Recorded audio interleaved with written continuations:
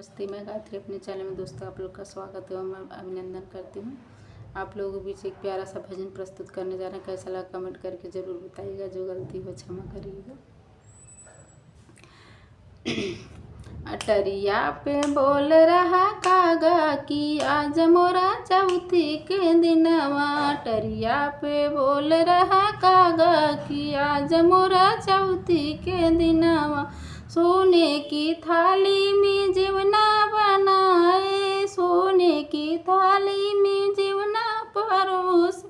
टरिया पे जेव कागा कि आज मोरा चौथी के दिनवा। टरिया पे जेव रहा कागा कि आज मोरा चौथी के दिनवा।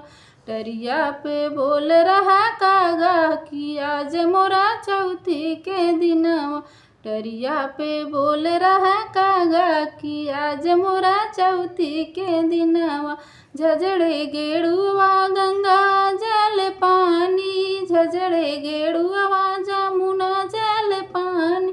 टरिया पे घुट रहा कागा कि आज मोरा चौथी के दिनवा। टरिया पे घुट रहा कागा कि मोरा चौथी के दिनवा। टरिया पे बोल रहा कागा कि आज मोरा चौथी के दिनवा। टरिया पे बोल रहा कागा कि आज मोरा चौथी के दिनवा।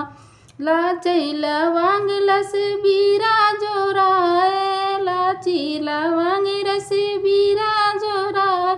टरिया पे कूच रहा कागा कि आज मोरा चौथी के दिनवा। टरिया पे कूच रहा कागा कि आज मोरा चौथी के दिनवा। टरिया पे बोल रहे कागा कि आज मोरा चौथी के दिनवा। टरिया पे बोल रहे कागा कि आज मोरा चौथी के दिनवा।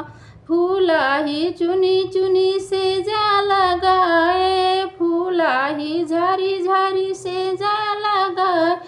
टरिया पे सूत रहा कागा कि आज मोरा चौथी के दिनवा। टरिया पे सूत रहे कागा कि आज मोरा चौथी के दिनवा।